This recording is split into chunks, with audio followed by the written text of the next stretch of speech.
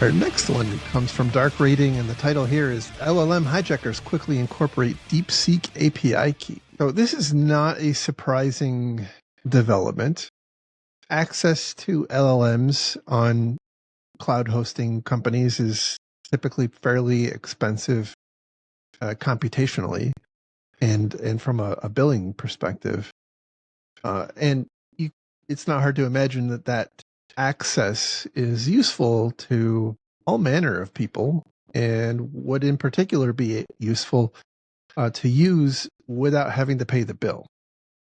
I can tell you, having worked at a cloud provider, I saw lots of instances where customer accounts had been compromised, typically through some issue caused by the customer, which facilitated access to some adversary having the ability to create resources in their account.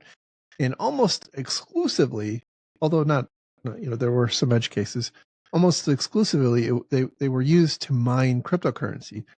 And this is a new permutation of that. And rather than mining cryptocurrency, they're creating resources. They're creating these LLM resources, and then further, they're packaging them up in a way that allows many people through a proxy to use an LLM that is being paid for by some unwitting victim of credential theft, where the access to their cloud account has been compromised. That access is added to a proxy server, and then basically arbitrary people, I suppose sometimes they pay for that access and sometimes they don't, are able to use that proxy server and run their LLM workloads without having to pay the actual cost. And so they talk about in this article how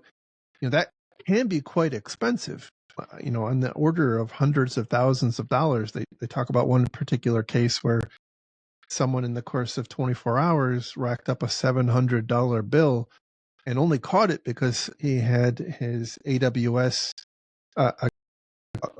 account billing alert set so that when his normal $2 per month spend was exceeded, he got an alert and was able to shut it off. And I think AWS even forgave that $700 bill. But he was on a path to have like a $20,000 bill for the month, which is really quite crazy. And so you can I think this was an individual person, right? It wasn't not like a company, but you can certainly see that how if you are a company, and Lord knows most cloud provider bills are pretty obtuse and unapproachably complex. It's not hard to imagine that this could happen to you, and people are leeching off of your bills, and you're maybe not even aware of it because it's just kind of blending into the background of your monthly bills.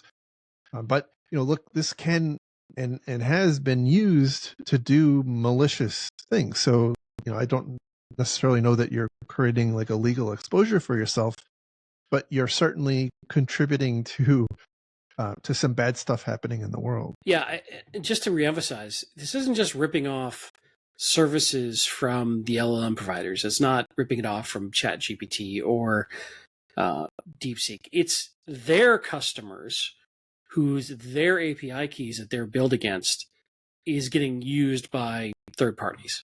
So your account, if you're one of these victims, is what's getting charged for doing this. And that's what makes this. And they load balance it out basically through these reverse proxies over many, many different. So it's really hard to identify. It's really hard to know where the source is.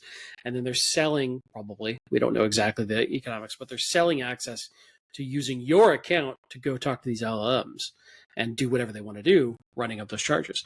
So, yeah, I mean, in a worst case scenario, somebody could be generating child porn images or other very, very nasty material that now you're associated with, which is even a worse case scenario than just a financial problem. So yeah, and I fear a little bit, especially with the case of DeepSeek, as we've seen so many reports come out showing that their security is very weak and their concern around security seems to be very weak. Best we can tell from afar, just looking at the reports coming out. I fear that it may be a little easy or too easy to get access to these API keys. And this is, as all these other potential LLMs just rush into this market, security sometimes is a laggard in terms of getting it locked down well. And they're just innovating so fast that security is trying to play catch up. And I think this contributes to that problem. Yeah, I think that let's certainly agree with what you said. And I think to carry that further, I think the consumers are equally moving fast and immature too. And so I think that's where I saw a lot of problems emerging on just the kind of the vanilla cloud side, is that you have a lot of relatively immature companies spinning up resources, and their focus is on developing an application. And they make a misstep, they contribute they commit some source code into public GitHub that has an API key, and suddenly now people are able, some adversary collects that key. By the way, we found that was happening like in minutes. They would collect the API key and then launch resources in that cloud account and again, typically it was to mine cryptocurrency, but in this instance, it's to use LLM, which is a very expensive, relatively speaking, a very expensive workload to be having hijacked from you. So, it's I think for most entities, it's going to be a financial impact. It's not like necessarily it's going to provide access and some data of yours or what have you. Although, depending on what the keys have access to, it could, right? Like the core of the issue here is that adversaries are finding valid API keys or credentials to these whether they're cloud accounts or AI service accounts. They're finding working credentials, and then they're using those. Now, and if you've got like a corporate private instance or corporate private tenant of one of these, with the concept of that you're submitting all this sort of sensitive data with the assumption that it'll be private, now you've got a bad actor potentially being able to extract some of that very sensitive information that you sent to that LLM instance. Maybe. I mean, that's not the direct version of what's going on here, but it's certainly possible. yeah. So it's not a net new, like the initial intrusion isn't net new. Like, this is stuff we've talked about for quite some time. We have to do a better job at protecting our secrets, authentication keys, API keys, passwords, and whatnot. This isn't just a new harm that can come as a result of not doing that well. Yeah, it'll be interesting to see how this evolves. It's a brave new world around all these LLMs. All right, our next story comes from Dark Reading, and the title here is 4 Low-Cost Ways to Defend Your Organization Against Deepfakes. Now, let me just say up front, this is some vendor spam a little bit, but we can talk about some of their ideas. Yes, this will really, I think there's one good idea in here of the 4. So obviously, deepfake enabled social engineering attacks is becoming very pervasive. I was actually, I in my spare time, one of the things I like doing is I like to watch videos about woodworking. And so there's one of the creators, Black Hills, I think it's also the name of a security company, coincidentally. but they were recently mimicked by a scammer who convinced a victim, that it was, this creator. Obviously, they had lots of video of the creator from their YouTube videos, offering to sell a table, but this table was like $15,000. So, and I, it was a complete scam. And anyway, like that's completely outside the corporate world, and what we're starting to see there. We don't have the article, here to talk about this time, but there's the um, recent story about a publicly listed minerals company who was just scammed out of $500,000. There's a lot of money, especially when you talk about using this technique to go after, to enable kind of that business email compromise attack, to steal like payroll or vendor payments and whatnot.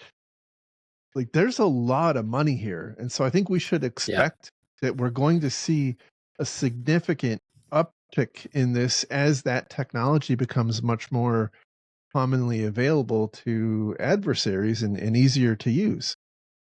So, so And anyway, but likely a lot more sophisticated than just simply some sort of business email compromise. Like, once I've yes, got good, solid, deep fake technology to impersonate an executive, it might be a lot more interesting. It might get a lot more complicated than just, hey, I need you to transfer money to this offshore bank account for this secret deal I've going, which is what we often see. It could be a very long con potentially, depending on how clever and interested and complex the scam may become.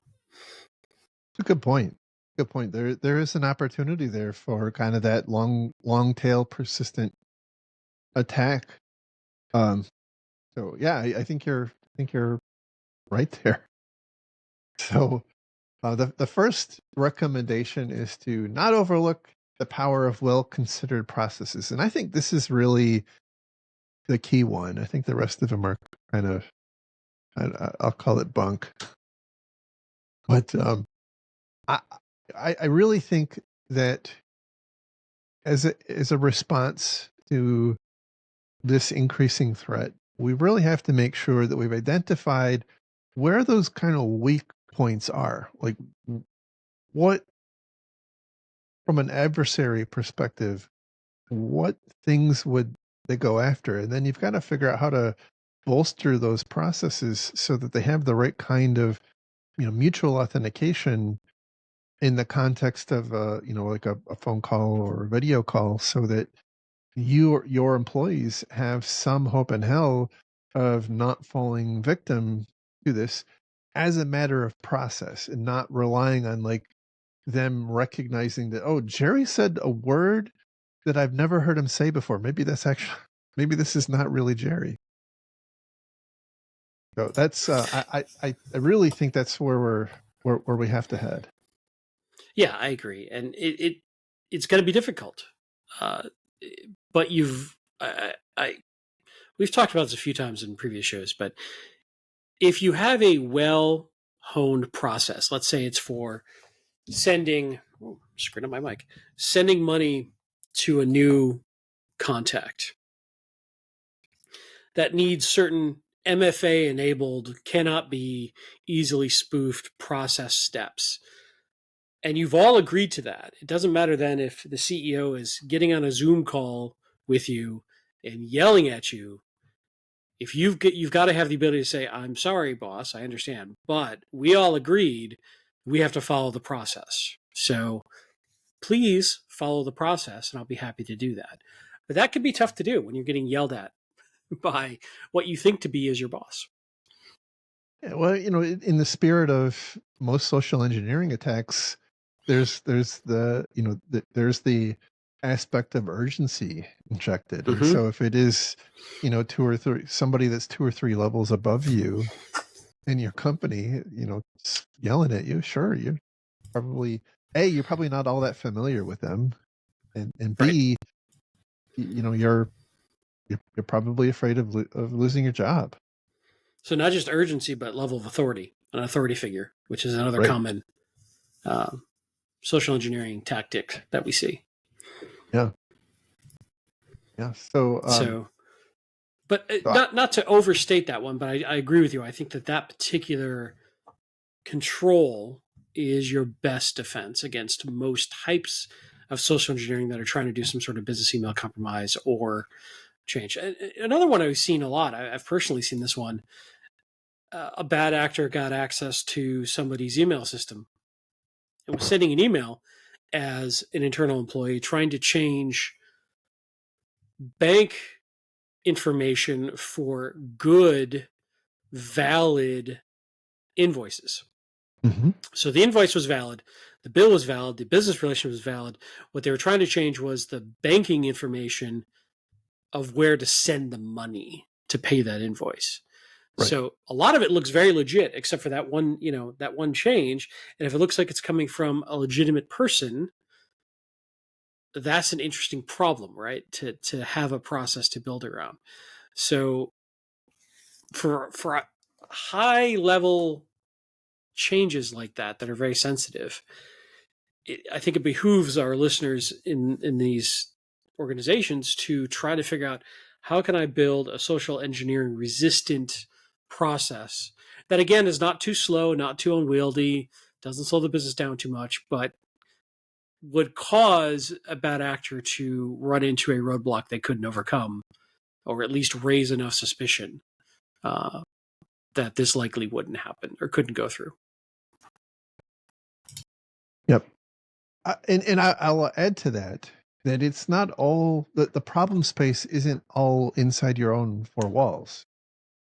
We have seen repeated instances where you as a organization have suppliers, and you've accrued expenses that you owe your money to your suppliers for, and sometimes those suppliers themselves are the ones that get hacked, and so it's their email system that's been hacked, and unbeknownst to your supplier, someone using that supplier's email system, either directly or through some sort of some sort of spoofing, is attempting to change where your company is paying that bill. And this, by the way, has happened, fairly frequent now.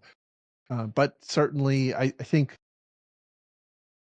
this is going to add another dimension, because if like it's the accounts receivable person from your supplier wanting to get on a Zoom call with you to talk about some changes to where to send your payments, like this is tough.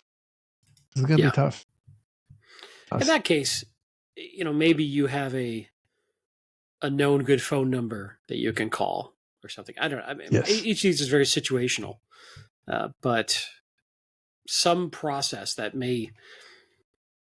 people just that is well designed, that is well thought out, that is well documented, that feels maybe weird to the people who are trying to follow the process, but disrupts these sorts of attack types. Right. Right. And by the way, there's a lot of money at stake here, so the adversaries will probably adapt, or at least attempt to adapt to Sure. what we are doing to mitigate the issue. So the other oh, go ahead. You know why Go ahead. bad actors try to steal money from businesses, right? Because that's where the money is. Correct. Thank you for ruining my punchline. I knew where you were going with that. All right. So the other recommendations are to sharpen your training and testing initiatives to reflect the latest real world threats, including deepfakes. So, I was thinking I was thinking about, as the CISO of a company, like I could create a deepfake of myself and use that as part of my phishing training, and how You how could. ridiculous that would be. Um, I I think look, I don't know how effective that would be. no. I just And here, and we were just talking about this, I think, in the last show about, or recent show about phishing training and social engineering training, and how there's this mindset with security folks of arrogance and superiority and gleefulness of tricking their employees. I Right. don't know that I would recommend that in this case either. I know I wouldn't recommend it. What I may want to do, which I think would be effective, is the first time I introduce this concept, say, all right, finance team, I want to make you aware of the state of the art of social engineering techniques. I'm going to show you a deepfake video that is very good. I'm not trying to trick you. Like I'm educating you on this.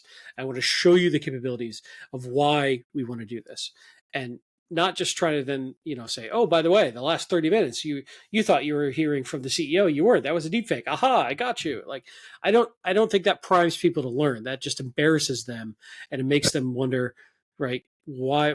How did I get fooled? And what's wrong with me? And or anger or pride. I think it's the wrong approach, but so many people in this industry want to take that approach. Let me just trick them and show them how dumb they are. Like, no, show them how good the bad guys are by teaching them. Like, have empathy for them. They're the victims here. So we live and breathe this stuff all day long. If you're listening to this show, you probably live and breathe this stuff all day long. And we forget things that we take for granted, that we intuitively know, that is core to our cognitive function, is nowhere near normal baseline for most people. We are weird, right? We look at things very differently than most people. So what we take for granted as table stakes knowledge is not common in people outside of our industry. And we forget that all the time. Yeah. And by the way, even if they have it, it's not the thing that motivates them. Right. Their mission is something else. It's processing payroll or mailing out invoices or whatever. So I do think from an education standpoint, showing people what is possible is helpful. Mm-hmm. Tricking them is not. I agree. So next one is analyze and identify your organization's unique. Oh, go ahead. Sorry. Sorry, I just argued with myself in my own brain. The only reason I would change this is if I approach this from like a purple teaming, red teaming approach. I teach them, I show them, I have a very strict process, and then I think it may make sense in a high stakes environment to test if that process is followed. Yeah, I think that makes sense. But more as a test of controls and not as part of like a baseline security. This is not not like a phishing simulation test. More of like Right. like you said, a red team type test. Okay. Now, sorry, I will not interrupt for the next 1 minute. We'll see how that works. So anyway, the next one was to analyze and identify your organization's unique risk factors. I do think this one makes good sense because again you can't think about every single interaction you have with or every person in your company has as a potential deepfake scenario. Like you've got to identify where those key processes, key points of vulnerability are, and focus on enhancing the controls around those. So I would say this one should be like number 0 on the list, at least in terms of priority. And then finally, cultivate a culture that errs on the side of caution, which don't click on any links, don't open any attachments, don't join any WebExes. If you're not sure, you should call your CISO and ask them if to join your WebEx and see if you have your CISO tell if that's really the CEO or. I think by you the should way, just not get out of bed. Exactly. Not in the context of this, but one of the things that bothered me or kind of drove me a little bit crazy. On the one hand, it was good because like people gave a damn, but on the other hand, like it made me crazy. Was people sending me emails as a CISO asking me, is this real, or is this phishing? And Yeah. and they were not emails of consequence. So like there were, in particular, there were some very specific executives who like had to adjudicate every email they got. Like, is this phishing or is it legitimate? Like, if you're gonna delete it anyway, just freaking delete it. Right. I mean, I get the point. I'm happy that you're thinking along those lines, but you know, if it's not something that's material to you, or you think it's, obviously, if it's something that looks like it's targeting you, that's perhaps a different discussion. But that wasn't what was happening. So, um, look, I think we can overdo it here. Again, we have a business to run, and I think we have to find ways of developing and implementing and operating controls that allow people to do their jobs. The joke in the industry is like, you give people a clicking box, and then you tell them don't click on the links using the link clicking box, and it's ridiculous. Like, it's so I really think we've got to look inward and figure out how we do a better job of constructing more robust controls that don't rely on people, not kind of slowing down their job, because they have objectives. They have to meet performance goals and whatnot. And anyway, I'm beating a dead horse now.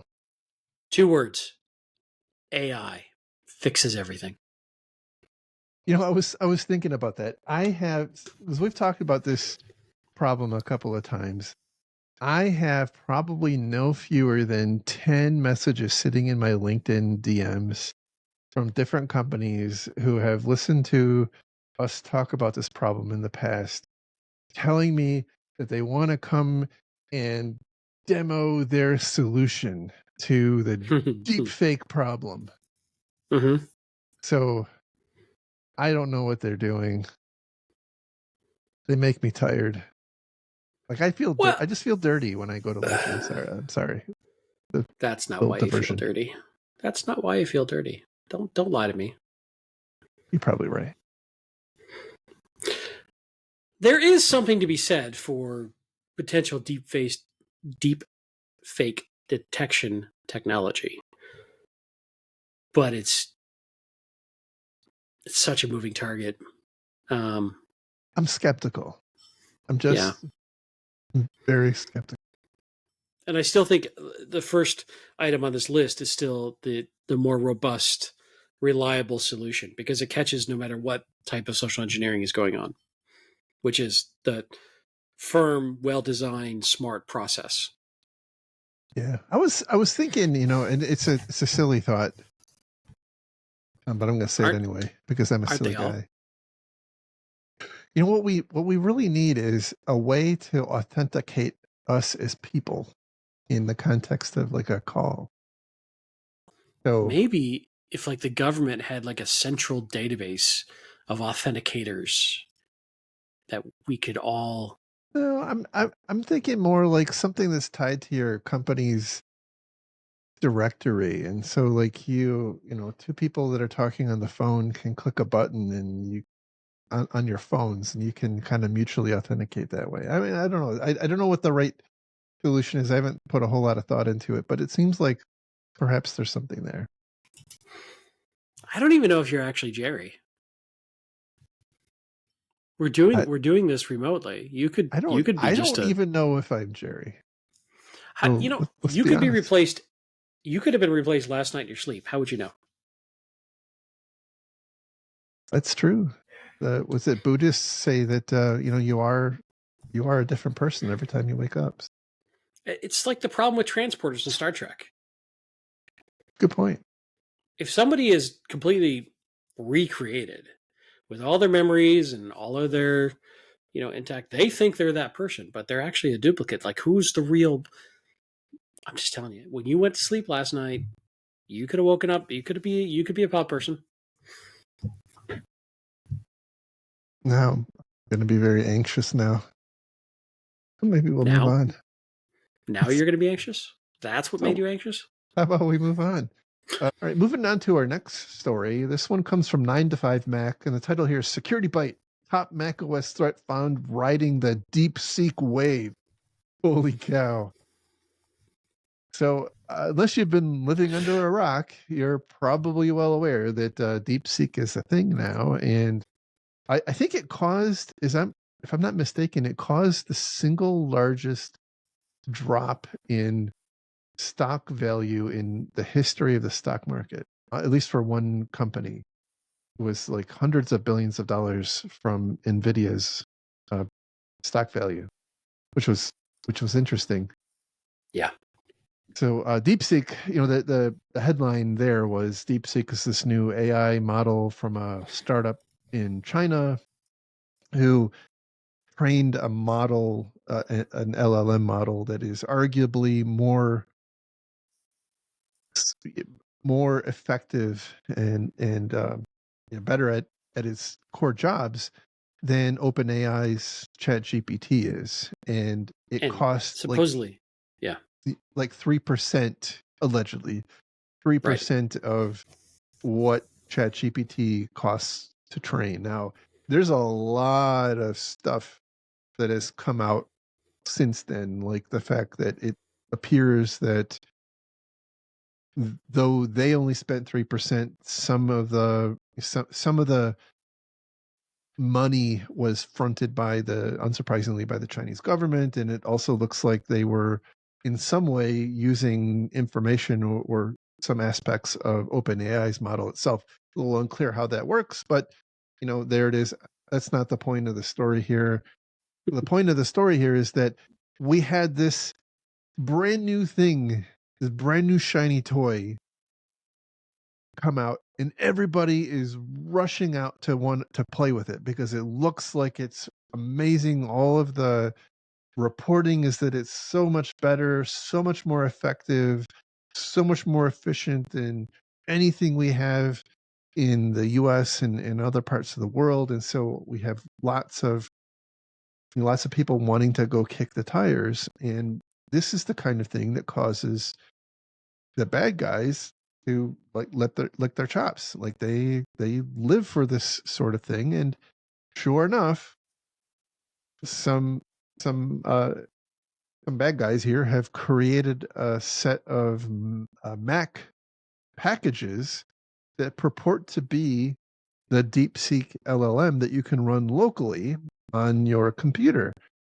However, it, as you might expect, is not actually that. What I found most interesting about this, I mean, other than highlighting, we often talk, especially in the context of phishing attacks, we talk about there being a common element around urgency. And when you get a phishing email or some sort of social engineering attack, it usually has some kind of artificial urgency attached to it. Your account's going to get canceled, you're going to lose your email, your boss is angry, you're trying to close a deal, whatever. There's always some aspect of urgency, and I think that there's also a similar concept around novelty. Sure. And so Yeah. I think this particular instance is exploiting that novelty aspect. What I so in addition to that, the other thing that I found most interesting is that Apple actually did a really good job of preventing attacks from stuff like this. They have there was an X Protect, or I forget the Gatekeeper. Yeah. Gatekeeper. Yes, there you go. Yeah. That prevents unknown applications like this. What the adversary here has done is packaged up a file with some instructions for you to run this. Not only download the DMG, which contains the malicious version that can't be installed because of Gatekeeper, but it also includes a what looks to be an installer that you have to manually drag onto your terminal so that it launches a bunch of malicious bash scripts Getting around gatekeeper. Yeah. to get around gatekeeper. And we've seen this Yeah. before. There's another on the Windows side. There's another one where the attack basically forces it forces some PowerShell stuff into your clipboard, and then the trick is that it incents you to open up a PowerShell terminal and paste the contents of your clipboard, and then it's off to the races. So kind of similar thing. But what is interesting to me is that as I think about like the totality of all of the security awareness training I've ever taken in my life, and that's been a lot from a user standpoint, that has never come up. And this is It's something not to do. There's something not to do, right? Yeah. And so I think that this is something that now we've seen it twice in the span of a couple of months. I think this is something that we've really got to raise awareness around. Yeah. So for the record too, the malware like will grab all your commands, grab all your keychain, passwords, your credit card info, your files, crypto wallets, whatever. It's an information stealer is what it is. And it sends it all back. And in general, like I think you're onto something very interesting with the novelty. And I wonder if there's also maybe it's the same urge, but the fear of missing out on the new hotness and the new like AI is this weird land grab of knowledge share right now.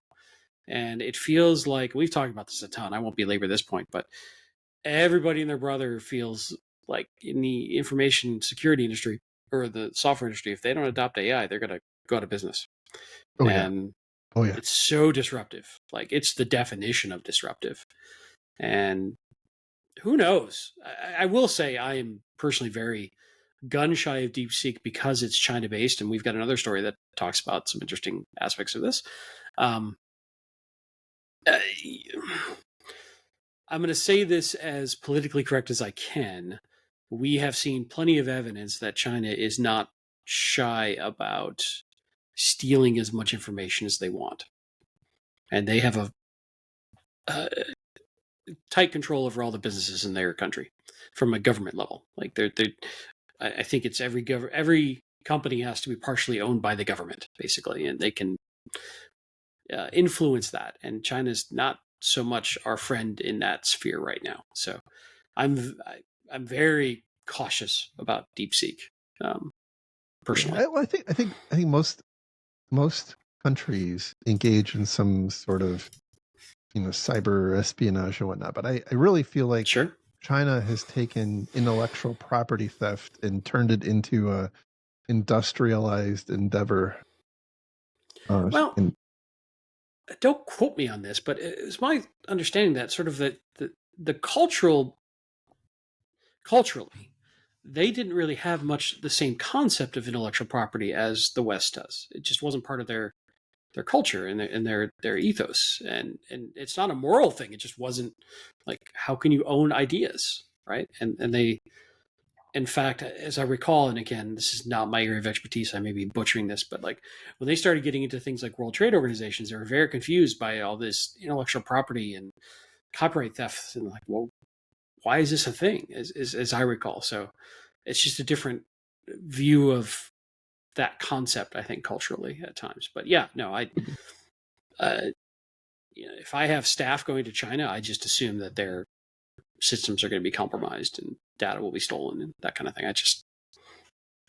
Maybe that's bad, but that's how I look at it. All right, our next story comes from Dark Reading, and the title here is Open Source AI Models, Perfect Storm for Malicious Code and Vulnerabilities.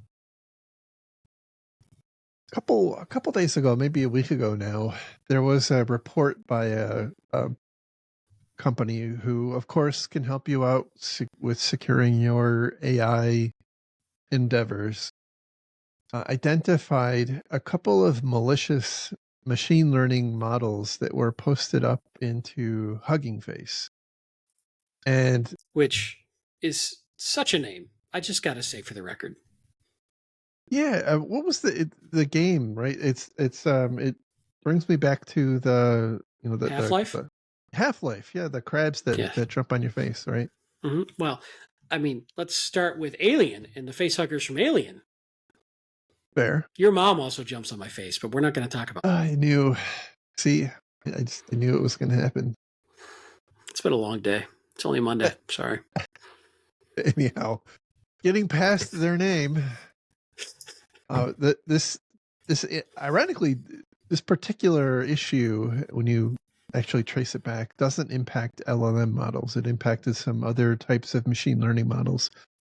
But in Python, in PyTorch, there's this thing called pickle. It's a pickle file. It basically is how you serialize and deserialize data. And when you use Python as the vehicle for consuming these AI models, pickle files are the way that you basically interact with the model. And now Hugging Face has some protections, because basically anybody can upload a model and offer it for for download. They actually have some amount of checking in place, looking for malicious scripts that can be implemented in that pickle file. So the adversary here took the very sophisticated step of using 7-zip instead of regular zip, which then made those malicious scripts opaque to Hugging Face's protections, right, or defenses. So yeah, I mean that was very That's some sophisticated. nation state level foo right there, man. That It's is. very sophisticated. Now I will say, by the way, there's been a lot written about this. I'm not sure it's really covered well in this particular article, but the models that were identified in that instance appear to be focused on proving out that attack tactic.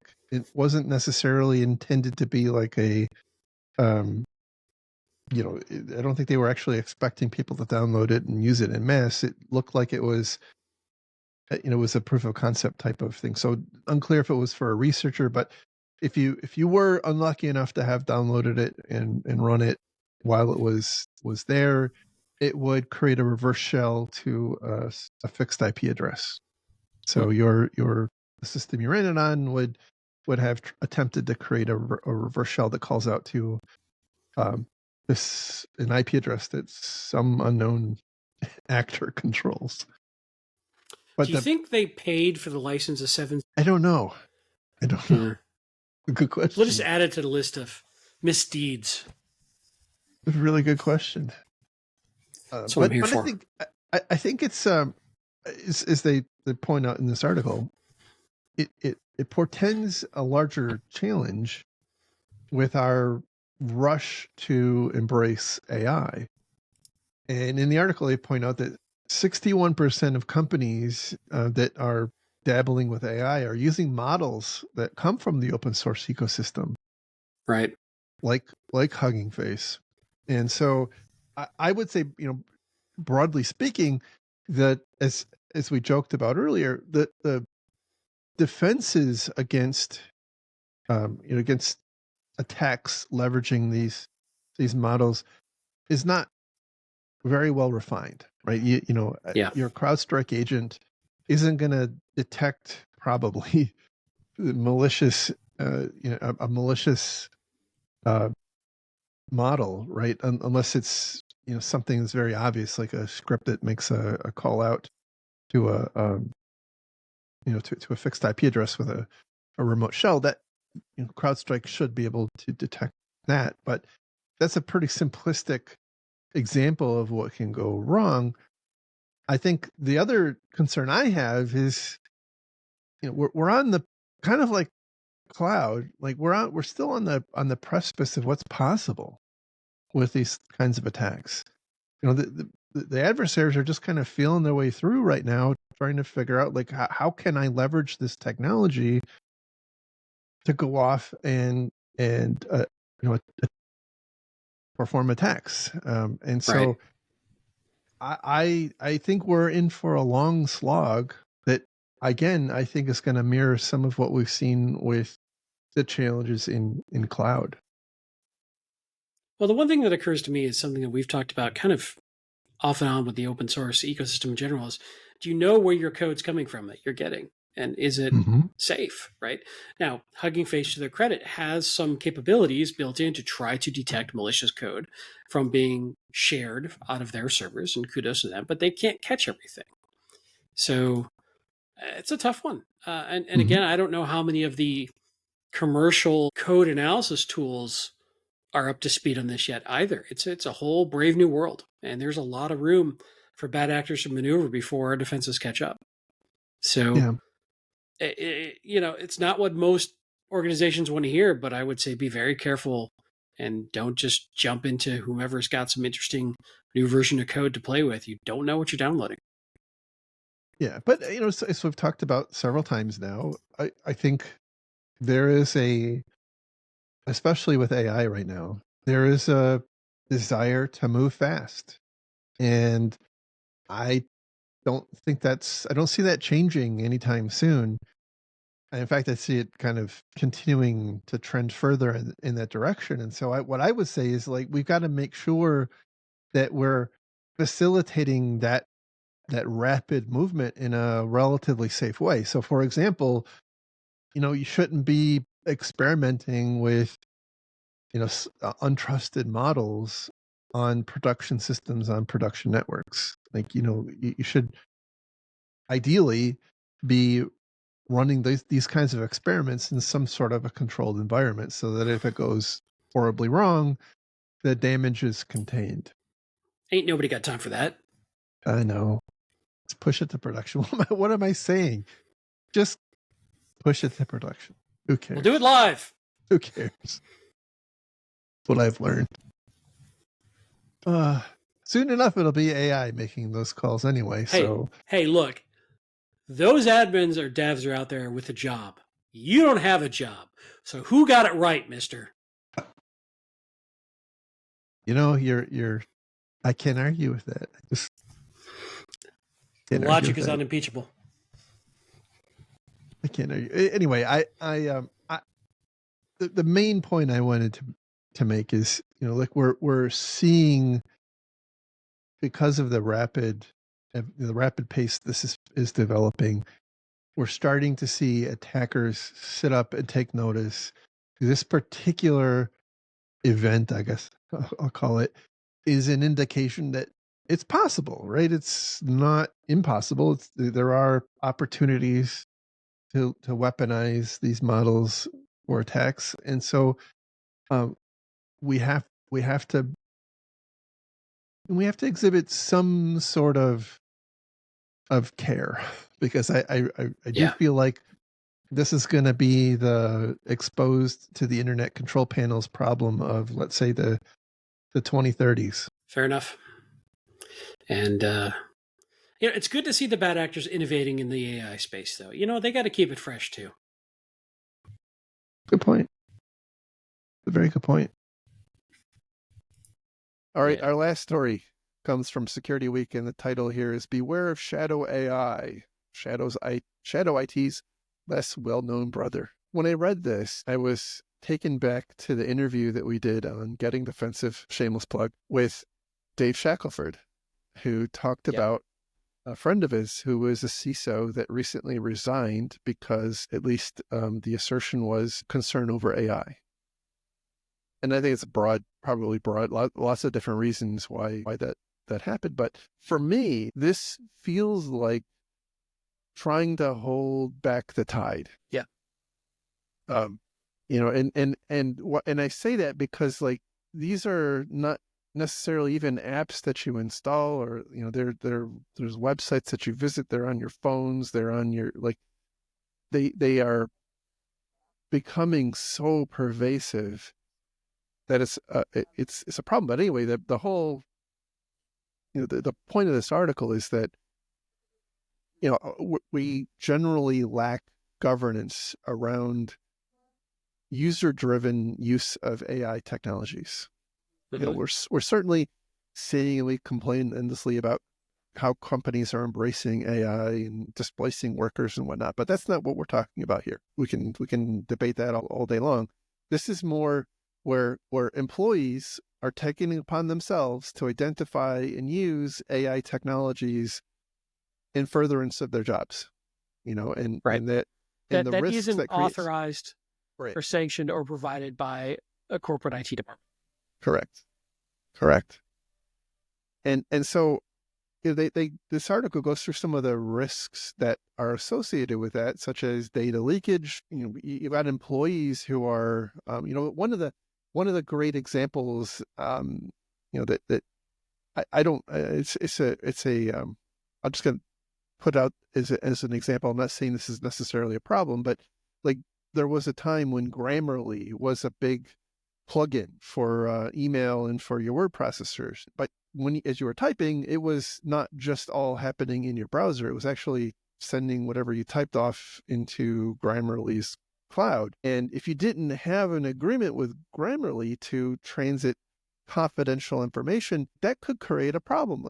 Not even just a security problem, right? It could create a legal and contractual problem, because if you're typing something that has this covered under a non-disclosure agreement or some kind of trade secret or what have you, you could be creating inadvertently a serious problem. Or if you were typing up case notes for a medical provider, like you're sending HIPAA covered data or GDPR covered personal data to a provider. And so I think that's one of the big issues I see, is not even necessarily kind of core security risk, but like legal risk. And then when you talk about on the generative AI side, you got lots of people now starting to use AI to write code.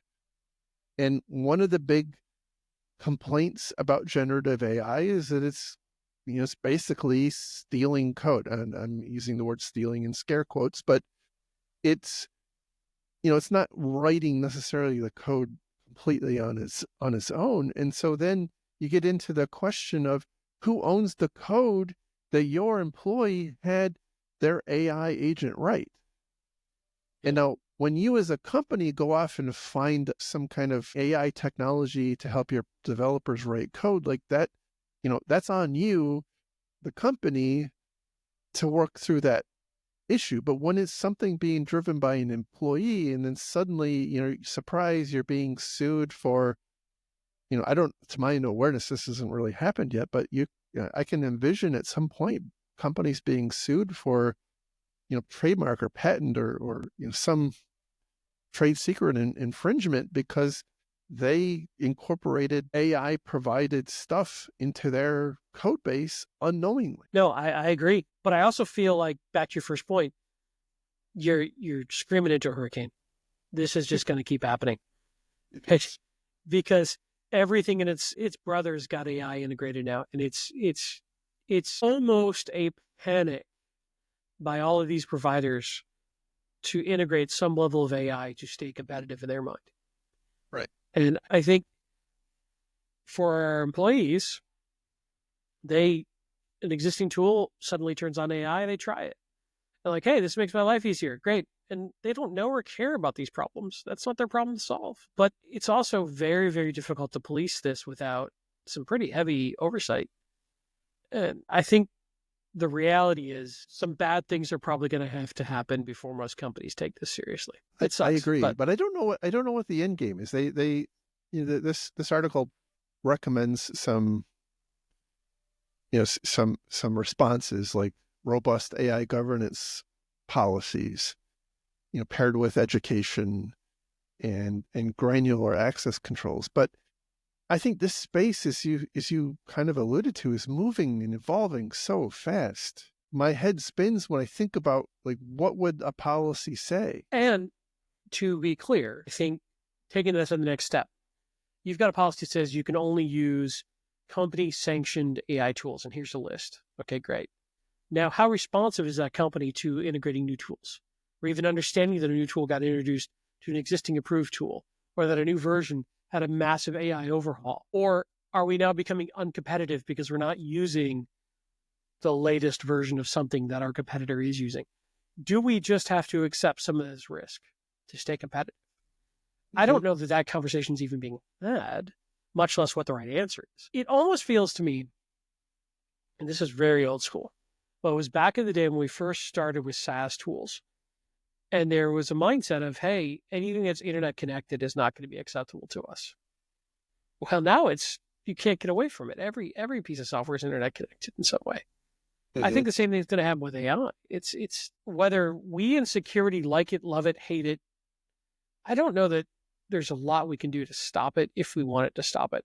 And by the way, it may not be the right call. It may be the right call for business to have this skill set and capability available. And we just got to deal with the fallout. But I don't know that any of us understand what that is going to be yet. And I think it's going to be a painful learning curve. Yeah, I think you're right. And other than turning off the internet, I think this will be a very difficult thing to manage. One of the concerns I have with the AI governance policies and the employee training is that you're putting a lot on the employee.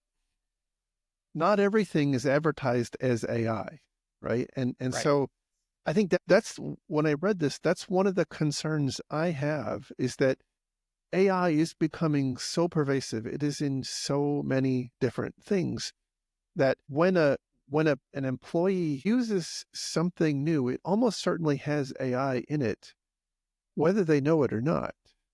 Yeah. And it's being built into the core of the operating system. It's being built into their phones. It's being advertised every which way from Sunday as a normal, appropriate function. So if I take this to the nth degree and I'm a young hotshot developer and I can't use AI coding tools, do I want to be at your company? And that is a very real consideration for the flip side of this argument. If we only look at it from security risk side, we're missing the entire other side of this argument, which is what's the upside? What's the benefit? What's the perceived benefit? And this is a freight train coming down the tracks. I don't know that I want to get in front of it. Even if I know it may derail, it may just be one of these things that, right, wrong, or indifferent, we've got to just manage through it and see where this all ends on the other side, because I don't think it's stoppable at this point. And I don't know that it should be stopped. Honestly, I think there is value.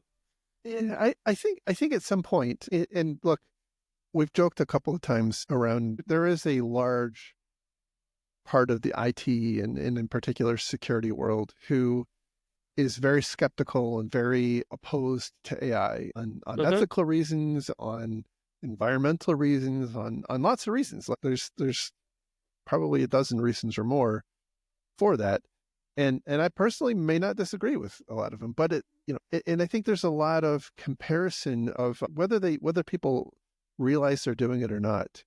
They're looking at AI through the same lens they looked at blockchain. It's a problem. It's trying to solve a problem that nobody really wants solved, was how I think a lot of people looked at blockchain. And personally, I agree with that. But I think that, I think AI is much more akin the way we looked at cloud, or the way we went through cloud. Where if you rewind the tape back 15 or 20 years ago, there was the same sort of furor to put, to cloud enable all of the apps. To some extent, we still continue seeing it. Companies are still moving their stuff to SaaS, which is kind of a flavor of that. It's a consumption model, but there was kind of this irrational, let's just move everything to cloud because that's like the cool thing to do, and our stock price it's also benefit. It's going to save us money. It's going to make us more agile and nimble. Right. And all of our competitors are doing it, so we've got to do it. We have to do it. Right. And yeah. And that, that was the thing for a while, and it started to mediate. Like, you don't see that as, you don't buy a web browser, or not web browser. You don't buy web browsers anymore, but like a word processor, you don't buy a word processor because it is cloud-based, or like it's right.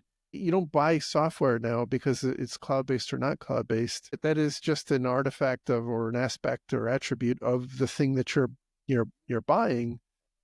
It's not necessarily a selling point. And I think that we're on the same trajectory with AI, that there will be a moderation at some point where we won't, I don't think it's going away. Like, I think the tide has come in and I don't think it's going to go away. The tide will go back out a little bit, but like, it's here. It is here. We're going to see not like a withdrawal of it, but I think we're going to see more focus on how to actually use it constructively and effectively and then manage around the risk of it. But I think over time, as it becomes less, people are sticking it in every goddamn thing, whether it needs it or not, we have to manage through it. And I think it'll iterate and get refined, but it's not going away. But the concern I have is this is all happening at a time, unlike cloud, right? This is all happening at a time when governments are getting much more, and this is not I'm, pooping on regulations, but it's happening at a time when worldwide governments are really coming to wake up to the risk of data security, data privacy and whatnot. And so I think there's this, like, the thing that is different now as opposed to what we saw with cloud is it's becoming more perilous. Like, if you don't manage it well, the downside, I think, is a lot more, it's a lot steeper than what we've seen in the past. Yeah, I don't know. I think we have this bias for everything is always the worst possible situation because we're in the middle of it. And our generation is always in the worst possible situation. And we're always at the edge of calamity. I think that there's a sociological aspect of that, which often the data doesn't prove out in a broad sense, right? And this is something I've done before. Like, everyone's like, it's the worst possible timeline. I'm like, I don't know. The amount of people in poverty is the lowest it's ever been. Child mortality rate's the lowest it's ever been. Like, I can point out a lot of things that, like, we've done a lot better. Access to clean water and a bunch of other things. Yeah, you can point out things that still suck, but some of the base core needs we've gotten a lot better at as a global society. Anyway, that's off topic. But yeah, not disputing that. I guess what I'm saying is it's threading the needle is harder because now it's not just about security. The problem that you have to navigate isn't just security. You have to worry about the FTC, data privacy regulators. I hate to be honest about it, but maybe some companies need to crash and burn for us to learn. And maybe that's the natural. And the other thing I want to mention that you were talking about earlier is the Gartner. You described the Gartner hype cycle perfectly. Mm-hmm. Like, if you don't know the Gartner hype cycle, look it up. Like, we are perfectly in the middle of that. And the way you describe cloud and how it evolved is the exact following that. I imagine AI is going to do the same thing. So I don't know. I guess maybe I'm being naive. And I also feel like AI is being too broadly applied. Like, everything in its brother's being labeled as AI, and I don't think it's all the same. And I think that'll shake out too. And, the AI in my toothbrush is not the same as ChatGPT version 28 that's running our nuclear weapon systems for us. It's two different things.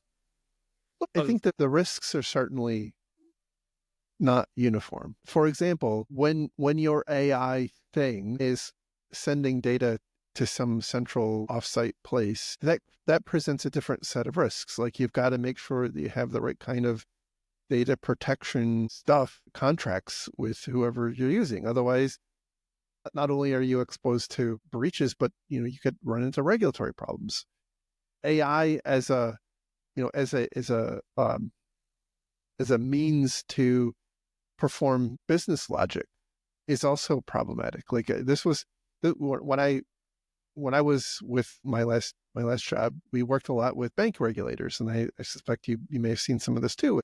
A lot of the regulations are around fairness and equity and things like that. And so when you take it away from a human and you put it onto some kind of AI machine to decide whether or not someone is eligible for a loan or what have you, that becomes that becomes a subject to scrutiny and oversight. And so there's lots of ways to step into the hole accidentally. We talked about the potential pitfalls with intellectual property and whatnot. So I think you raise a really good point, and that I was not thinking about it, right? Like, there's lots of different incarnations that we have to think through, and they're not all the same. And to be clear, I think you're absolutely correct, and all those things are problematic. And I guess the approach I'm taking is, yeah, that shit's going to break and we'll have to fix it. But maybe it has to break before we get this right. I don't want it to break. I'm not hoping it's going to break, but I guess I've resigned myself to like, yeah, that's going to happen. We're going to have situations like, oh yeah, this AI model denied everybody from this zip code because of, whatever bias it has. All right, well, that informs the entire industry, and now new regulation comes into place. And for the next, we'll fix it, we'll get better. But in the short term, it's going to suck and it's going to be unfair. And but I mean, yeah, it'd be nice if we avoided those problems. I don't know. I don't know that we're going to avoid. I guess what I've resigned myself to, and I'm looking past this problem, is like we've already embraced this. And I think the only way to get better is to go through it, and that we are going to make a ton of mistakes and regret them and wish we had seen it first and wish we hadn't done it, but we're going to do it. And then we're going to get better at it. And hopefully it's not too painful as we learn that lesson. So I think what you're saying is it'll be obvious in hindsight. Yeah. And maybe, hopefully, we avoid some of this. And I know people are trying. I know there's some people who care. But I also know that the level of skill set applying AI across everything with a bit of code in it is not equal. Yeah. I don't know. Maybe I'm just tired and cranky and being fatalistic about AI. I'm not sure you're being fatalistic as much as pragmatic. Yeah, because I also see a lot of benefits that are undeniable. So, which is why I think it's not stopped. I guess it's like I'm through the stages of grief and I'm into acceptance at this point, because like I don't disagree with a lot of these concerns people bring up. I'm like, yeah, but you're not going to stop it. It's too compelling. You're just not. So now we just have to brace for it and manage our way through it. I think the question for me is, are there practical things that we can do to minimize the damage? I don't know. You know me. I am not a fan of government regulation. No, I think they have a lot of. So I don't mean. I'm not saying government regulation. I'm talking about, like, in the spirit of this article, they're talking about having governance